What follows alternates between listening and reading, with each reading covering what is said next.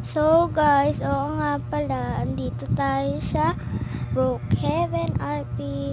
Guys, idol ko nga pala si Kuya Bill sa Legendary RP. Ngayon, nakasuot ako ng Legendary RP para sa kanya. Idol na idol ko siya, guys. Please follow me, subscribe. Thank you. Sana guys madaing mag-comment dito at lalo na si Kuya Phil. Idol ko yun eh. Gustong gusto ko yun.